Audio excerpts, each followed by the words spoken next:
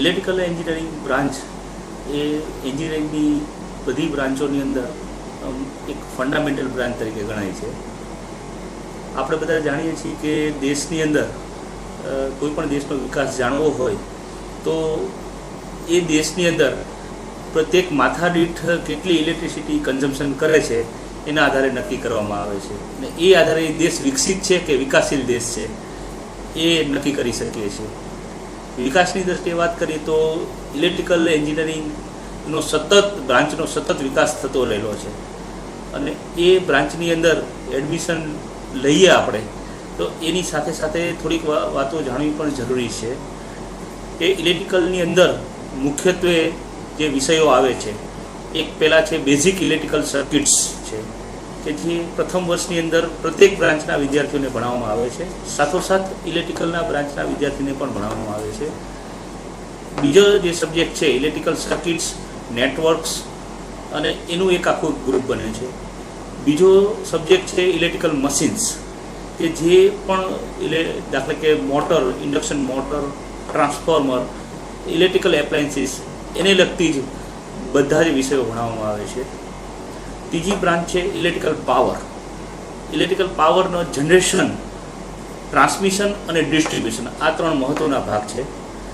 એને લગતા જુદા જુદા વિષય જુદા જુદા સેમિસ્ટરની અંદર ભણાવવામાં આવે છે.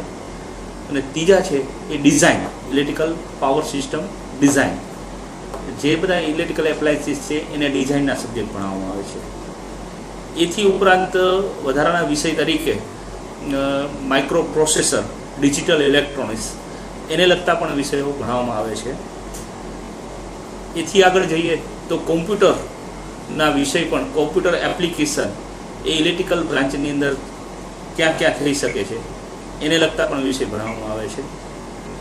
હાઈ વોલ્ટેજ એન્જિનિયરિંગ એક જુદા જ પ્રકારનું કે ઇલેક્ટ્રિકલ એપ્લાયન્સીસ છે, બધા જે સાધનો છે એના ટેસ્ટિંગને લગતા આ વિષયો ભણાવવામાં આવે છે.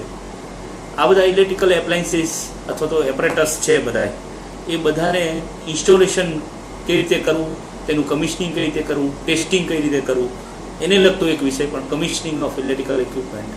આ રીતે એક સ્પેશિયલાઇઝ બધા સબ્જેક્ટ્સ છે જે બધા એ ઇલેક્ટ્રિકલ એન્જિનિયરિંગની અંદર ભણાવવામાં આવે છે.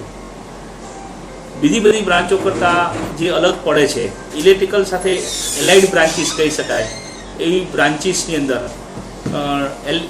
ટ્રિપલ ઈ બ્રાન્ચ કહેવાય છે, ઇલેક્ટ્રિકલ એન્ડ ઇલેક્ટ્રોનિક્સ બ્રાન્ચ. બીજી એક બ્રાન્ચ છે ઇસી, ઇલેક્ટ્રોનિક કોમ્યુનિકેશન, એક બ્રાન્ચ પણ કહી શકાય, તેમજ પાવર ઇલેક્ટ્રોનિક્સ બ્રાન્ચ. આ ત્રણ બ્રાન્ચો એની એલાઇડ બ્રાન્ચીસ તરીકે ગણી શકાય છે. ઇલેક્ટ્રિકલ બ્રાન્ચની અંદર જે મહત્ત્વની વાત છે કે જે કોણે એડમિશન લેવું, તો એની અંદર એવું છે કે જોબની દ્રષ્ટિએ જો વિચાર કરતા હોય તો ટ્રીમેન્ડસ જોબ ભારતની અંદર છે. કદાચ કહી શકાય કે મિકેનિકલ પછી એવરગ્રીન બ્રાન્ચ ગણવી હોય તો ઇલેક્ટ્રિકલને ગણી શકાય કે એની અંદર, કેમકે ડે બાય ડે વિકાસ જે છે, ઔદ્યોગિક વિકાસ છે એ થતો જ રહે છે. એની સાથે સાથે ઇલેક્ટ્રિસિટીની ડિમાન્ડ પણ વધતી જ રહેવાની છે અને જે રીતે ઇલેક્ટ્રિસિટીની ડિમાન્ડ વધશે એની સાથે એનું જનરેશન પણ વધારવું પડશે. એને વિતરણ વ્યવસ્થા માટે ટ્રાન્સમિશન એન્ડ ડિસ્ટ્રીબ્યુશન સિસ્ટમ પણ આવશે અને એને લગતા મીટરિંગ અને એને પણ વિકાસ થતો રહેશે.